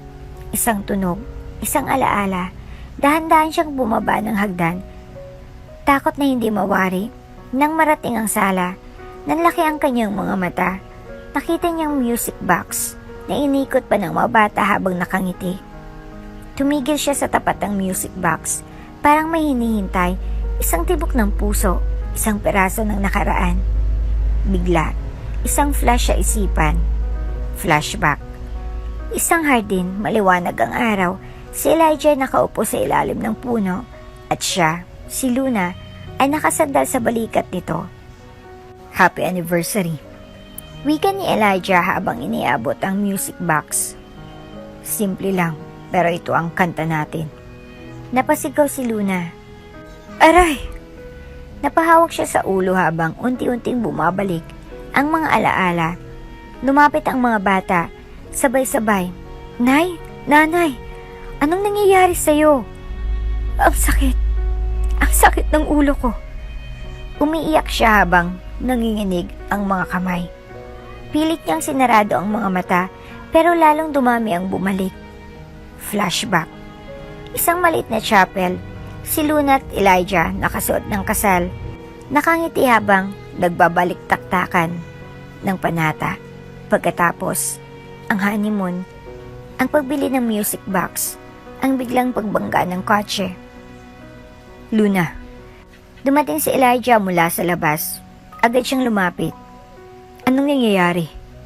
Tumingin si Luna sa kanya habang patuloy ang musika mula sa box. Namuang luha sa kanyang mga mata. Naalala ko na. Mahinang sambit niya. Parang huminto ang mundo ni Elijah. Ang kasal natin. Ang music box. Ang kotse. Ang aksidente. Tuloy-tuloy ang luha ni Luna. Elijah, ako si Luna Cortez.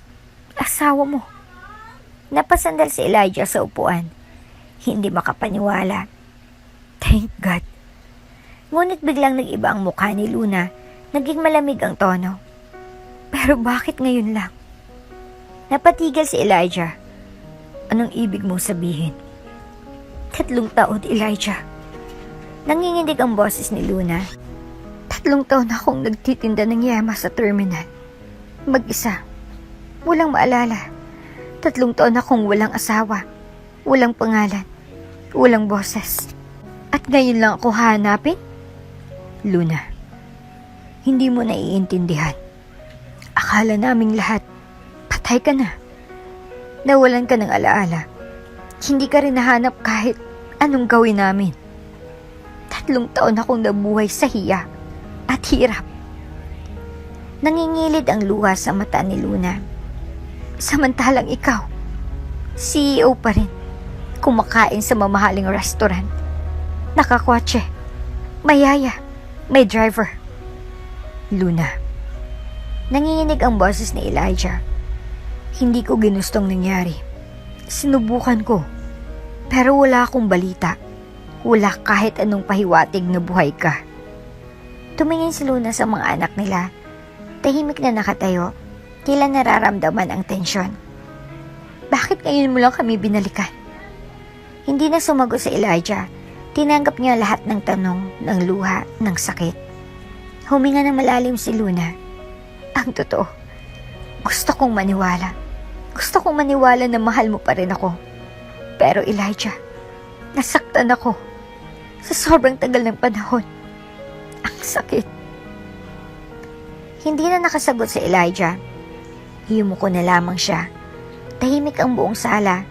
Tanging ang patuloy na tunog ng musika ang maririnig.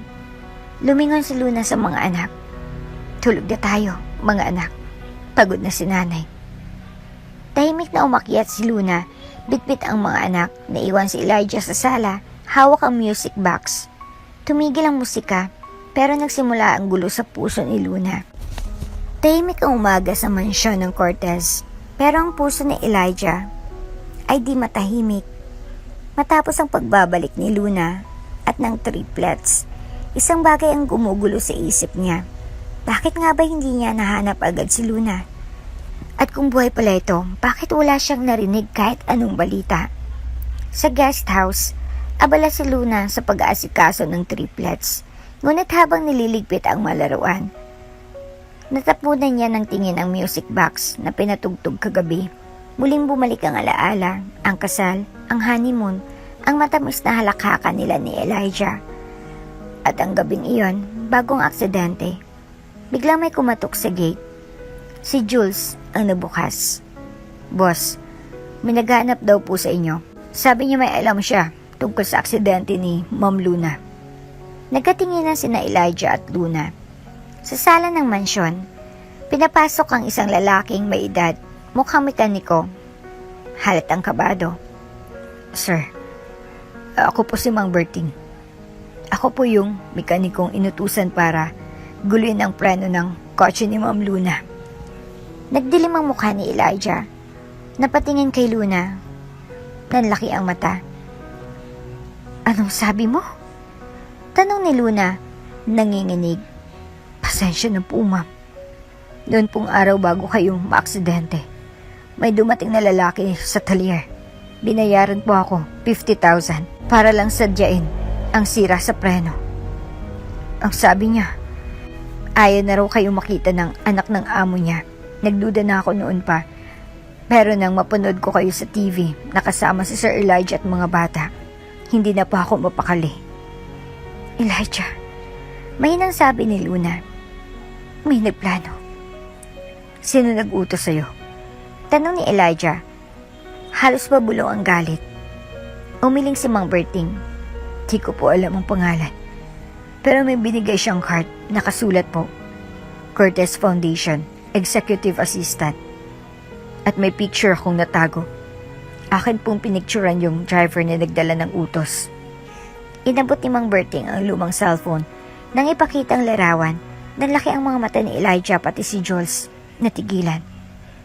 "Yan ang personal driver ni Doña Mildred," bulong ni Jules. Pagkatapos ng ilang oras, nagharap-harap sila sa sala. Nandun si Doña Mildred, maayos ang bihis, nakangiti. "Anak, ano naman tong chismis na pinapatawag mo ako?" Hindi sumagot agad si Elijah. Iniharap niya si Mang Berting. "Anong sasabihin mo ngayon, Mama?" Malamig niyang tanong. Napakunot noo si Doña Mildred. "Anong ibig mo?" "Siyang mekanikong inutusan ng tauhan mo para sadyain ang aksidente ni Luna." Sigaw ni Elijah. "At itong ebidensya." Sabay pakita ng cellphone. Biglang namutla si Doña Mildred. "Mama, siyang pinatay mo. Hindi lang ang asawa ko, kundi ang ina ng mga anak ko. Hindi ko siya pinatay." Sigaw ng matanda. "Gusto ko lang siyang mawala. Pansamantala. Hindi ko alam na." Naputo lang salita niya nang biglang magsalita si Luna. Umiiyak pero matatag. "Pansamantala? Nawala ako sa pamilya ko ng 5 taon. 5 taon kong pinalaki ang mga anak ko sa terminal. Walang yaman. Walang pangalan. Habang ikaw, mamahingat nakaupo sa mansyon na to, ako halos di makakain. Kinuha ko lang to dahil sa'yo." Tugon ni Doña Mildred. "Ayoko ang pangalan natin ay madungisan sa babaeng walang pinanggalingan." Tumayo si Elijah. "Hindi siya walang pinanggalingan, Mama.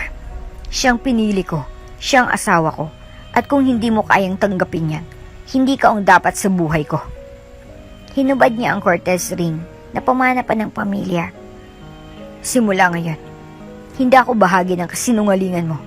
Ang pamilya ko ay sina Luna at ang mga anak namin." "Anak, huwag."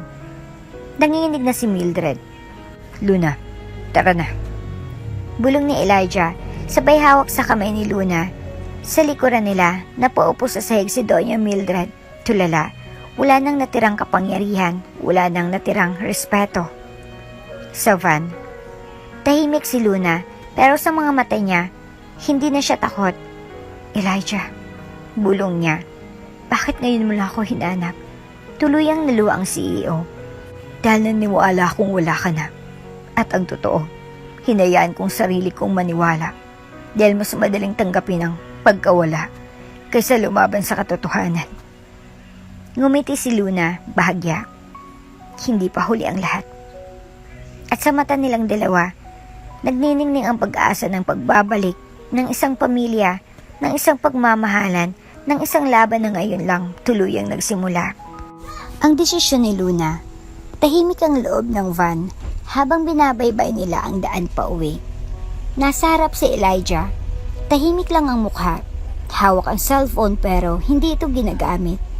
Sa likod, nakaupo si Luna, yakap ang isa sa triplets. Habang ang dalawa'y nakasandal sa kanya, pagod sa biyahe at emosyon ng mga nangyari. Elijah, mahinang tawag ni Luna. Lumingon ito. Oo. Gusto ko sanang dumiretso muna sa center. Natigilan si Elijah. Sa center? Hindi mo ba gustong umuwi sa mansyon kasama ko? Kasama nila? Huminga ng malalim si Luna. Hindi sa ayaw ko. Pero, ang tagal kong nawala. Ang dami nang nagbago. Hindi ko alam kung kaya kong bumalik agad sa mundong iyon. Pagdating nila sa harap ng Foundation Center, sinalubong sila ng mga staff. Maraming mga bata ang lumapit. Kinilala ang triplets. May ilang nagsabi, Kuya Elijah ba yan? Habang ang iba'y nakangiting pinapanood si Luna na parang isang bayani. Tahimik si Elijah habang pinagmamasdan si Luna na ngayon ay tila mas panatag sa gitna ng mga taong sanay sa payak na pamumuhay. Sa isang bench, sa gilid ng puno, nag-usap sila habang tulog ang triplets sa isang banig na hiniraman ni Ate Joy. Elijah, nung iniwan ko ang lahat, iniwan ko rin ang sarili ko. Walang pangalan, walang pagkakakilanlan, pero may 3 sanggol akong kailangang buhayin. Walang araw na hindi ko sila iniyakan, pero wala ring araw na pinagsisihan kong pinalaki ko sila. Luna, hindi mo kailangang mag-isa ngayon. Andito na ako. Kaya nating itama lahat. Ngunit umiling si Luna. Hindi ganun kadali. Ang sakit na dinanas ko. Hindi lang yung aksidente. Yung 5 taong inakala kong kinalimutan mo na ako. Yung araw-araw na tinuturo ko sa mga anak natin kung paano magmahal kahit hindi nila kilalang ama nila. Tumahimik si Elijah. Wala siyang maisagot. Alam niyang totoo ang bawat salitang binibitawan ni Luna. Hindi ako tumatanggi, Elijah. Pero gusto kong gawin ito ng tama. Gusto kong makilala ka muli. Hindi bilang CEO ng Cortez Group, kundi bilang ama ng mga anak ko. Gusto kong marinig kung paano ko magkwento sa kanila bago matulog. Kung paano ka mag-alaga kapag may lagnat sila. Hindi yung bigla na lang tayong buo para lang sabihin ayos na lahat. Napatingin si Elijah sa triplets na mahimbing pa rin. Lumuha siya, pero hindi dahil sa galit, kundi sa respeto. Kung yan ang kailangan mo, ibibigay ko, Luna. Hindi dahil natatakot akong mawala ka ulit, kundi dahil gusto kong mapatunayan sa iyo na karapat-dapat akong tawaging ama. Kinabukasan, tinulungan ni Elijah ang mga bata sa loob ng center. Siya mismong nagbitbit ng gatas, naghatid ng mga bagong kumot, at nakipaglaro sa mga batang madalas ay tinataboy ng lipunan. Ang mga empleyado ng Cortez Foundation ay laking gulat. Ang CEO nila naglilinis ng kalat sa paligid habang may batang karga. Sa isang sulok, pinanood siya ni Luna. Napangiti siya, hindi dahil sa ginagawa ni Elijah, kundi sa pagbabago sa puso nito Nang dumating ang gabi, pumesto ang triplets sa kama ng center. Isang batang tumakbo papunta kay Elijah. Kuya Elijah, kwento ka naman bago kami matulog. Tumingin si Elijah kay Luna. Tumango ito. Umupo si Elijah sa gitna ng banig at nagsimulang magkwento ng 3 prinsipe ng araw. Habang nagsasalita siya, nakita ni Luna na sumisilip ang liwanag ng dating pagmamahal na minsang nawala. Hindi pa man sila pamilyang buo sa mata ng mundo, pero sa gabing iyon, para bang unti-unti na silang binubuo muli ng tadhana sa paraang mas totoo, mas payapa. Tahimik ang gabi sa isang maliit na baryo sa Batangas.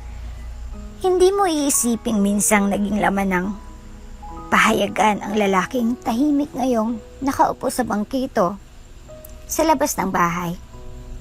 Suot ang simpleng puting kamiseta at shorts, nakapaa, habang pinagmamasdan ang mga anak na naglalaro sa ilalim ng punong mangga. Elijah, anak, eto ng tinola. Ani Aling Luring, ang matandang kapitbahay na nagboluntaryong tumulong mag-alaga sa triplets habang abala si Luna sa kariton ng yema. Salamat po, Nay Luring. Sagot niya habang nakangiti. Isa na namang araw na puno ng sigla at kapayapaan. Simple pero totoo. Matagal niya nang iniwan ng marangyang opisina, ang boardroom at ang mga shareholders matapos ang lahat ng nangyari. Ang pagbabalik ni Luna, ang pagkakatuklas ng katotohanan at ang muling pagtama ng direksyon ng kanyang puso. Napagdesisyonan niyang talikuran ang trono ng Cortez Enterprises. Hindi na ako CEO. Ani Elijah noon sa press conference. Mas pinili ko maging ama at asawa kung papayag siya muli. Nagulat ang buong bansa, headlines sa mga business news, trending sa social media at pinag-uusapan sa mga boardroom meetings, pero wala siyang pakialam.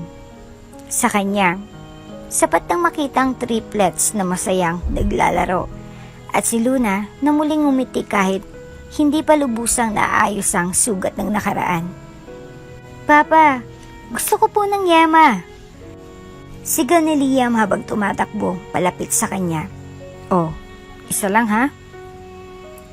Pabirong sagot ni Elijah habang inabot ang paborito nilang paninda na ngayon ay parang simbolo ng pagbangon at pag-asa. Si Luna, sa kabilang banda, ay natutong magtiwala muli. Hindi pa man niya muling natanggap si Elijah bilang asawa, unti-unti namang binubuksan ng kanyang puso ang posibilidad. Nandun siya ngayon sa maliit na kusina, tinuturoang maghulma ng yema sina Liam at Linon. Habang si Leia ay nakapwesto sa labas, tagdasigaw ng, "Yema po, mainit-init pa." Alam mo, Luna, bulong ni Elijah, isang gabi habang nag-uusap sila sa ilalim ng mga bituin. Ito ang pinakamasarap na buhay na naranasan ko. Walang board meeting, walang limelight, pero punong-puno ng tunay na dahilan. Napayo ko si Luna. Nagbago ka na nga talaga. Dahil ikaw ang dahilan. Tahimik silang nagkatitigan. Wala pang katiyakan ang sagot ni Luna, pero sa kanyang mga mata, may liwanag ng unti-unting bumabalik. Hindi man siya agad-agad tumango. Hindi rin siya umalis. At para kay Elijah, sapat na muna iyon. Habang lumilipas ang mga linggo, natuto siyang magsaka. Kasamang mga lokal, gumawa siya ng maliit na fish pond, nagtanim ng gulay, at sumali sa kooperatiba. Hindi niya kailangan ipaalam sa mga tao kung sino siya. Para sa kanila, isa lang siyang ama na mahal ang kanyang mga anak at may babaeng patuloy niyang hinihintay. Sa ibang bonding moment, habang sabay silang nanonood ng sunset sa likod ng bahay, sumandal si Liam sa balikat ni Luna. Mama, bakit hindi pa kayo kasal ulit ni Papa? Nagkatinginan sina Luna at Elijah. Hindi lahat ng kasal, anak. Kailangang madaliin. Sagot ni Luna, banayad ang tinig. Minsan, mas maganda kung buo muna ang tiwala at puso bago muling magsumpaan. Pero mahal mo pa si Papa, di ba? Tahimik si Luna, ngunit sa likod ng kanyang titig kay Elijah, sapat na ang sagot, oo, mahal pa rin. Kinabukasan, habang nagwawalis sa harap ng bahay, may dumating na sulat. Galing sa lungsod, isang imbitasyon mula sa Cortez Enterprises. Elijah, bumalik ka na. Kailangan ka ng kumpanya. Pero hindi na siya nagdalawang isip. Hindi na ako babalik. Mas importante yung pamilya ko ngayon. At sa mismong araw ding iyon, inilibing niya ang lumang necktie niya sa tabi ng halamanan. Isang simbolo ng kanyang pagtalikod sa dating buhay. Gabi-gabi, kasabay ng mga kwentuhan, tawanan at dasal ng triplets, unti-unti ring nabubuo muli ang pamilyang minsan ay winasak ng kasinungalingan, inggit at kapangyarihan. At sa puso ni Luna, habang pinagmamasdan ang dating CEO na ngayon ay natututong maghugas ng pinggan, magbuhat ng kahoy at magtimpla ng gatas ng anak, nararamdaman niyang baka oras na nga para bumuo muli.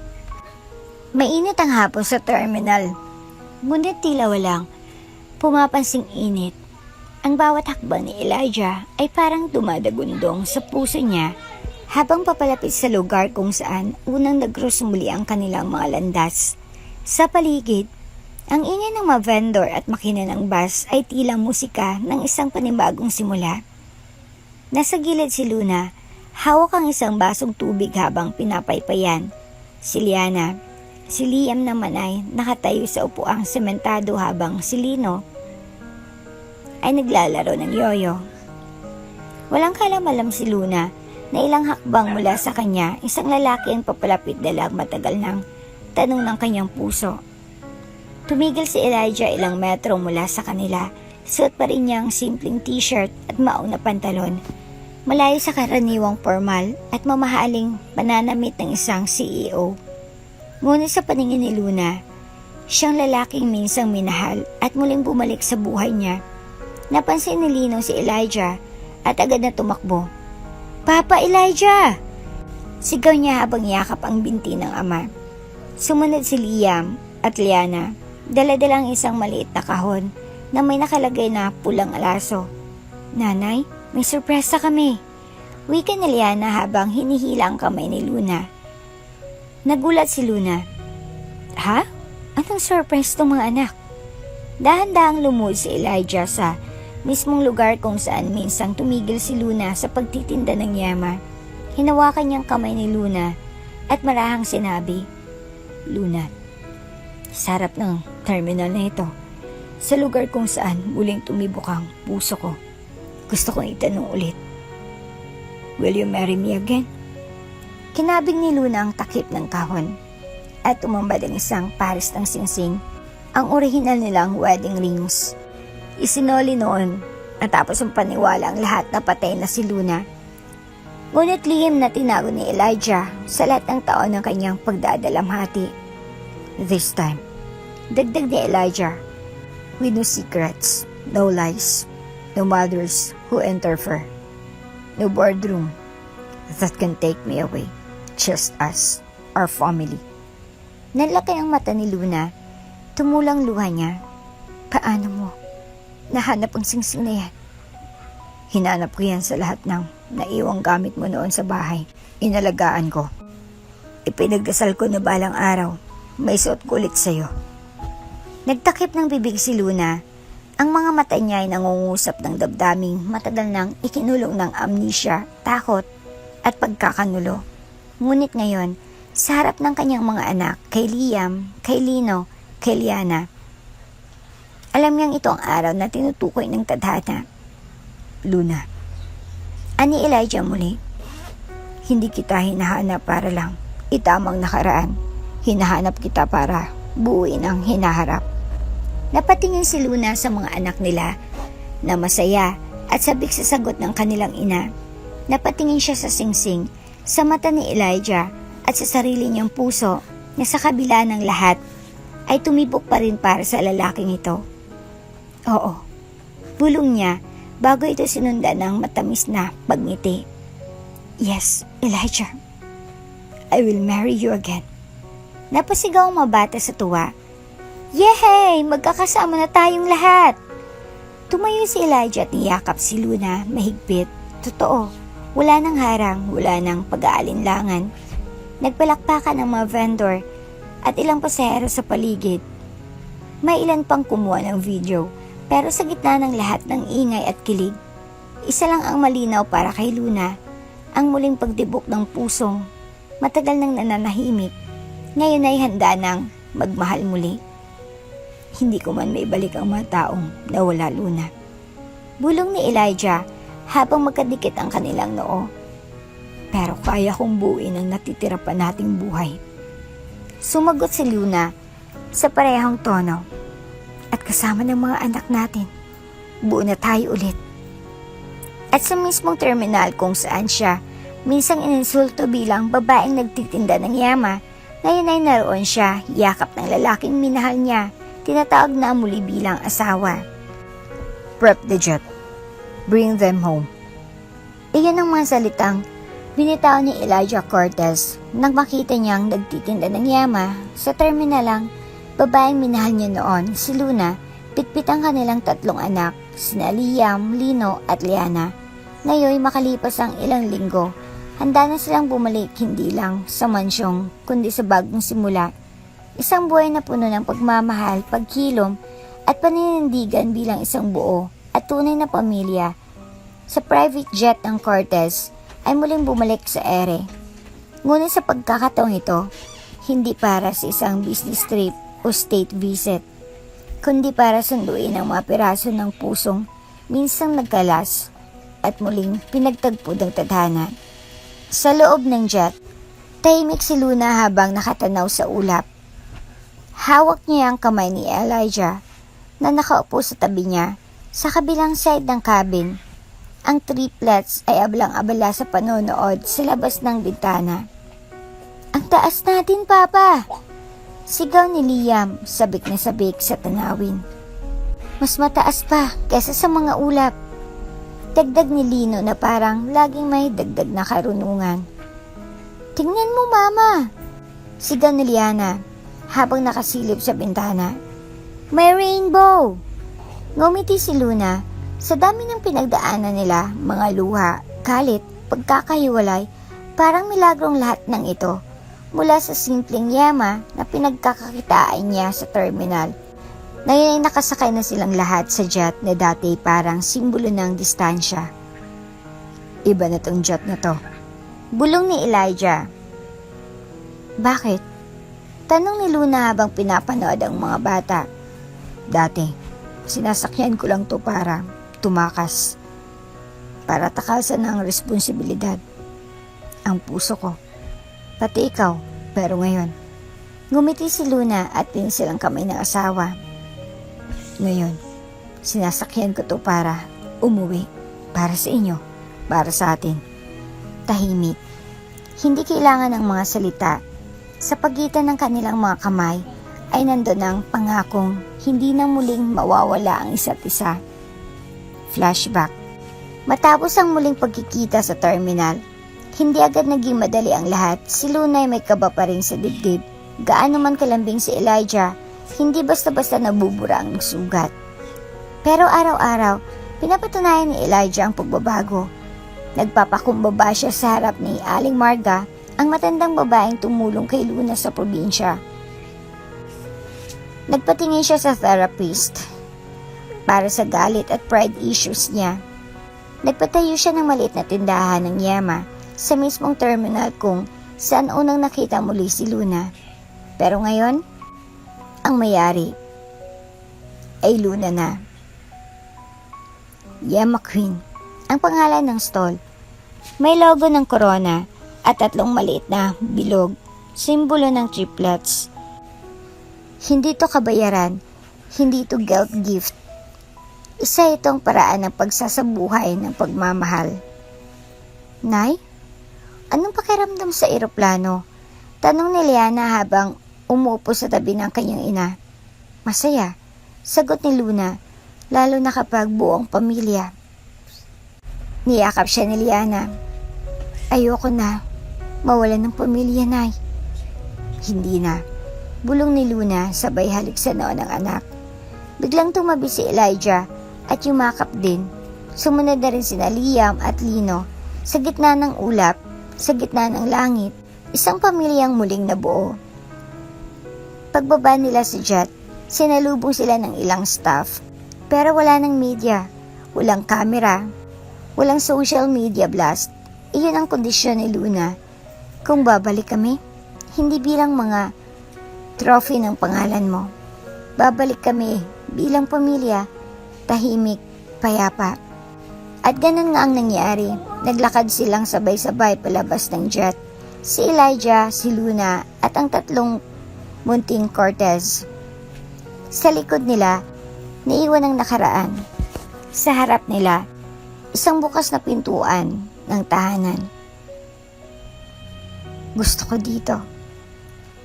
Wika ni Liam habang inaayos ang mga damit. Sa bagong cabinet niya, may sarili na tayong kama. Dagdag ni Lino. Ayoko nang umalis dito. Sabi ni Liana habang inaayos ang stuffed toy niyang si Bunny. Wala na tayong aalisan. Sagot ni Luna mula sa pintuan. Dito na tayo, buo na tayo. Tahimik ang gabi, nakatanaw si Elijah sa buwan habang hawak ang isang tasa ng kape.